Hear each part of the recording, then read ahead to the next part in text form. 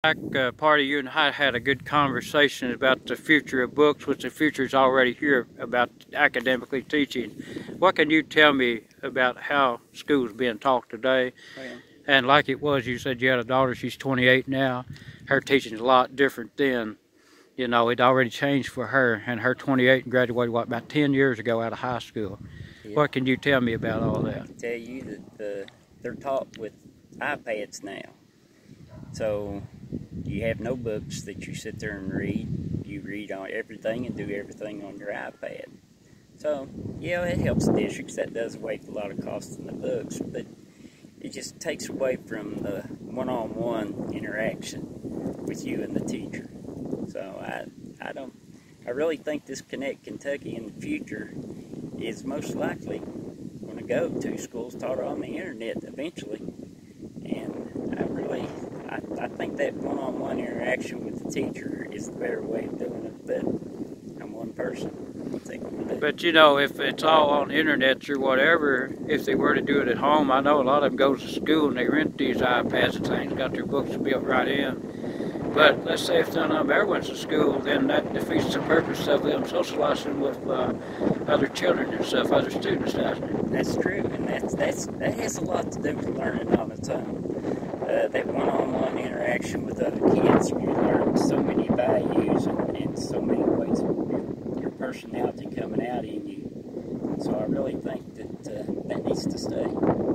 And you are a father and a grandfather. I am a grandfather. I have a 4-year-old daughter that's in preschool right now, and I feel probably in her lifetime, I don't know what will happen while she's in school, but in her lifetime, I think schools will go to where they're taught all online, and I really would not like to see that happen. Nah, we want it like it was in the good old days, like when you and I used to go. That's what made schools fun. And a lot of times, whether we went to school or not, we was actually school before we got there, weren't we? We were. We had a lot of hands-on, didn't we? We had a lot of hands-on back then, not sitting in front of a TV playing a video game or something like that. Yeah. We were out doing stuff. If we wanted to log a truckload of logs, we knew how to do it, didn't we? We knew what tree we had on that truck. We knew how to do it because we were taught from our fathers and mothers how to go on in life.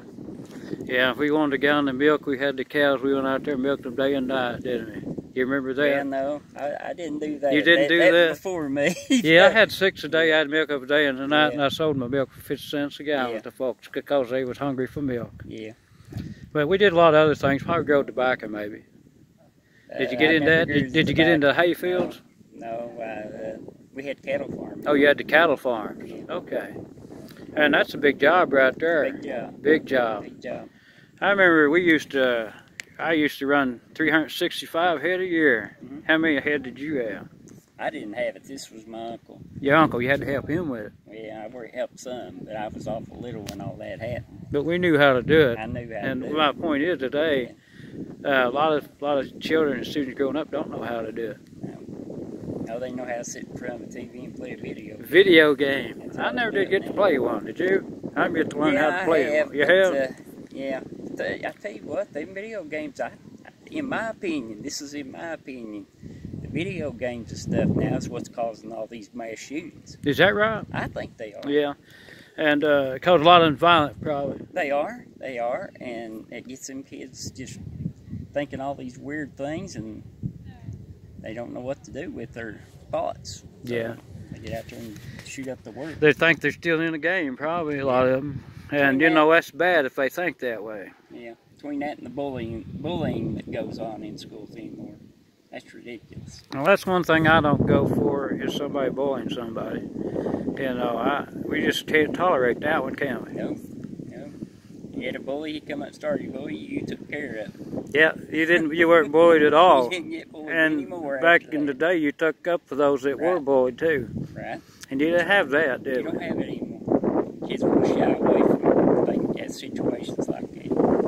Well, let me ask you, you said this is the first time you was at this Yak Festival. That's right. And what did you think about the Yak Festival today? I thought it was fabulous. Fabulous.